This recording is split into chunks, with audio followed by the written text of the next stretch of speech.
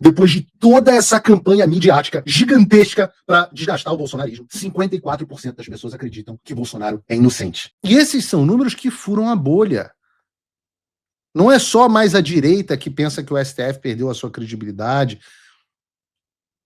As pessoas de centro, aqueles que estavam em cima do muro até então, a partir dos tempos recentes, começaram a ver o STF com os outros olhos. E o impacto que isso tem é gigantesco. Porque muita gente está começando até a repensar o trabalho que o STF fez até então. Vejam, por exemplo, a resposta à seguinte pergunta. Segundo a pesquisa, Bolsonaro tentou dar um golpe? Esse é o Instituto Esquerdista. Hoje, 54% dos brasileiros responderam que não. E 39% disseram que sim.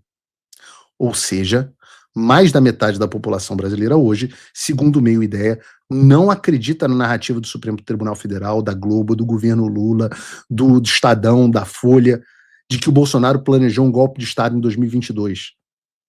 Razão pela qual ele está hoje preso e sendo torturado pelo bandido, corrupto, propineiro Alexandre de Moraes, com risco sério de morte.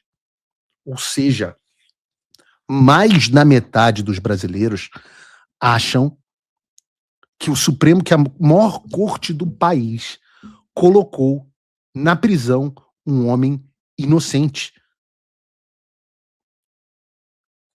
Vejam, quando você compara esse resultado com algumas pesquisas mais antigas, você vê que o que ocorreu parece ter sido, de fato, uma mudança talvez gradual em favor do Bolsonaro e em desfavor do Supremo.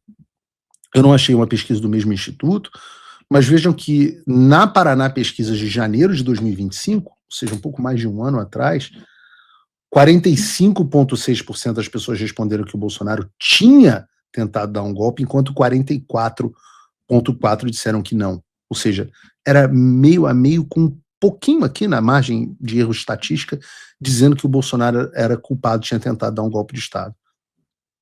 A Quest, outro instituto de esquerda, de agosto do ano passado, dizia que 52%, a maioria das pessoas acreditavam na mentira do golpe do Bolsonaro, enquanto míseros 36 diziam que ele não planejou golpe algum. Agosto, o meio do julgamento, com toda aquela campanha da Globo. Eu digo, comparem com os números agora. A coisa se inverteu, 54% das pessoas, depois de toda essa campanha midiática gigantesca para desgastar o bolsonarismo, 54% das pessoas acreditam que o Bolsonaro é inocente. Imaginem a quantidade de horas, a quantidade que as Andréa Sadi, a Eliane Cantanhede, as Júlia do Alibe e outras pessoas gastaram no ar com seus comentários, com o Valdo Cruz, com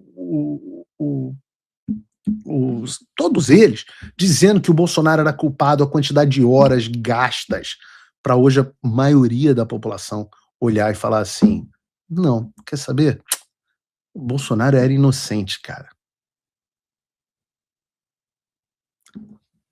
E o filho do Bolsonaro lidera as pesquisas para presidente.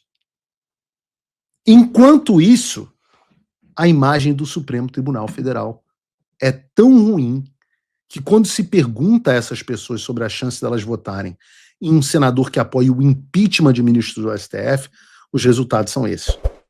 44% dizem que isso aumenta a chance de voto e 33% que não altera a chance, e míseros 15% responderam que essa posição, ou seja, a defesa de impeachment dos ministros do STF, diminui a probabilidade de voto no candidato. Então, para todos os efeitos, pensem nisso. Então, para todos os efeitos, o Supremo Tribunal Federal não somente é uma das instituições com menos credibilidade do Brasil, como quase metade das pessoas apoiará candidatos que busquem ativamente o impeachment dos seus ministros. Vejam que mudança.